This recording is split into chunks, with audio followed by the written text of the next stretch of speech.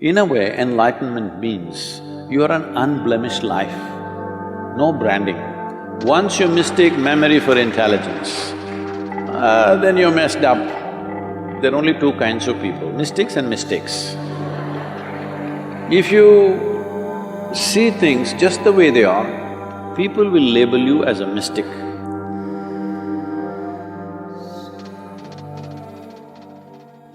People even believed this, that there'll be some science in the body, and they burnt Trishul in their back, on the forehead, see this just appeared.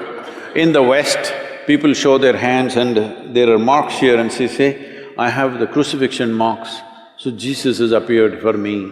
In India, Shankha will appear on the shoulder, you just have to burn yourself. You can brand yourself with Shankha Chakra or with crucifixion marks or whatever nonsense you want. In a way, enlightenment means you are an unblemished life, no branding. So you brand yourself and you think you're enlightened, very sorry. So, if there is no brandings, how do you recognize? You cannot recognize. You cannot recognize. How does anybody here know I'm enlightened or not? I never made a statement on that. So how do they know? They're just assuming. Yes. See, you go and sit in front of your kindergarten teacher. Do you know how knowledgeable he or she is? No, but that he or she knows ABC, you do not know, so you sit.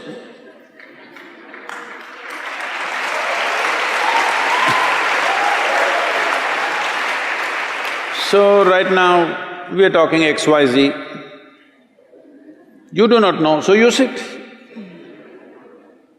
So what does it matter whether I got acknowledgement from somewhere else or not? You want to learn XYZ, you sit here. You don't want, you go.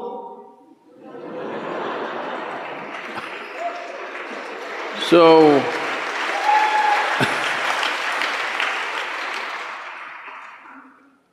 what is it that is being referred to as enlightenment?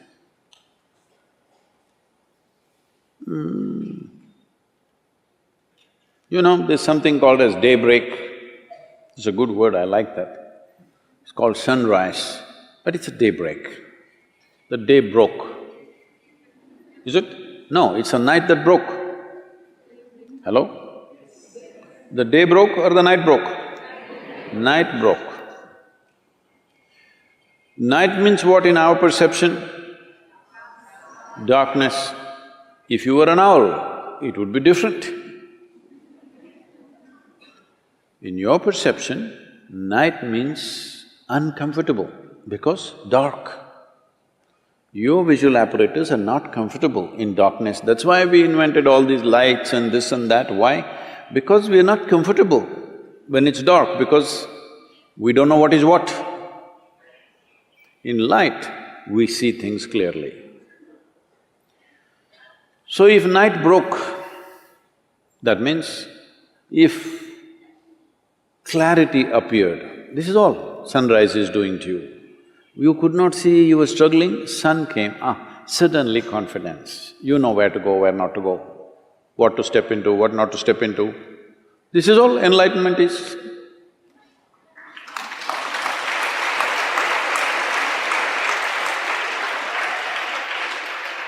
Clarity came, where you see everything clearly. You know, there was a book that we were publishing. There's a series of talks and something came to give a title. So I looked at the content a little bit and then I said, of mystics and mistakes.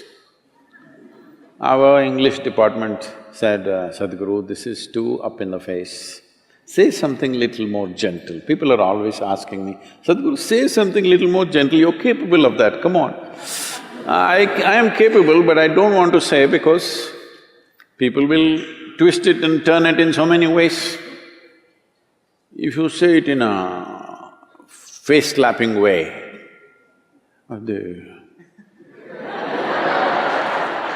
they don't meddle with it too much. So, I said of mystics and mistakes. What it means is, there are only two kinds of people, mystics and mistakes. If you see things just the way they are, people will label you as a mystic. So what are they? They're a mistake. They're making mistakes about perceiving basic aspects of life, that's all. Yes?